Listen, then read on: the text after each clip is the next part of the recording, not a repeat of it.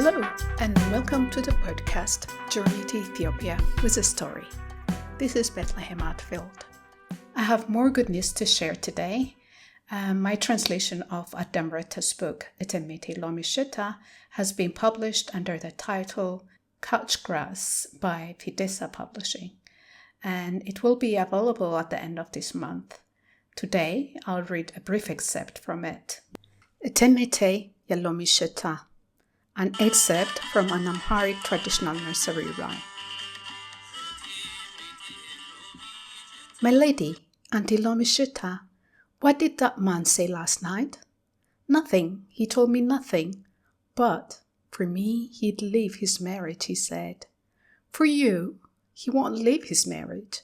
He's sworn an oath by his spear and shield.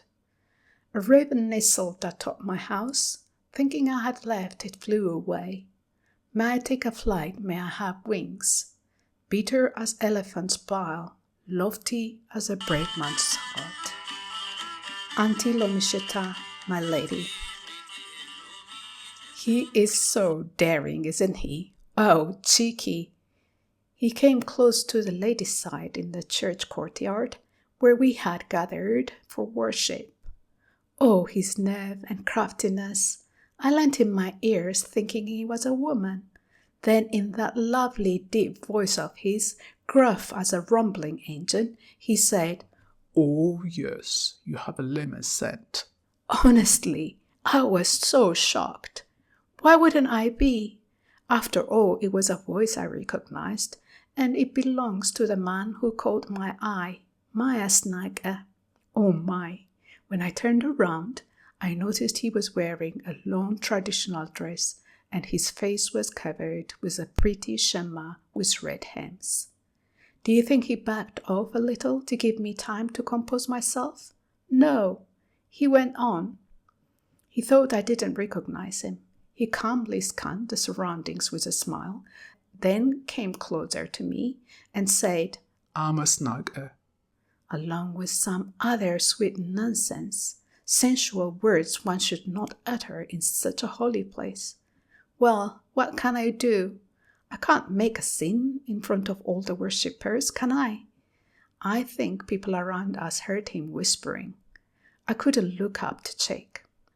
I thought of telling him off. How dare you come to the church dressed like a woman? And how dare you say these wicked things? Go away.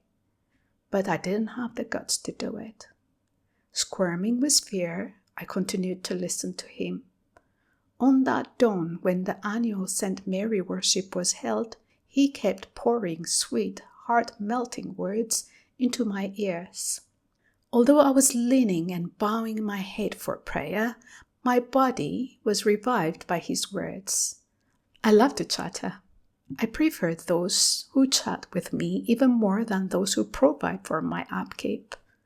When I finally looked up, I could see that my chaperone, the servant called Hulagarish, understood what was happening.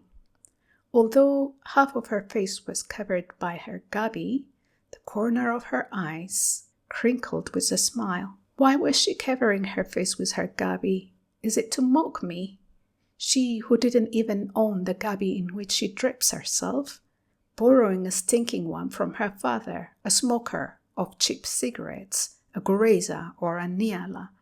I'm not being snobbish, but I didn't want her to be too close when she had that gabi on, because of that cigarette stench.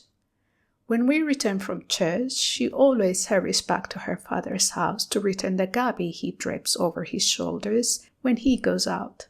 It is I who give her the money to buy the grains she eats and the soap she washes with. I think her father takes some of it anyway, because she never looks well. A loose woman who is destined to grow old the same way she's always been. Poor. That morning, she was sitting under an old pine tree, looking like bird shit.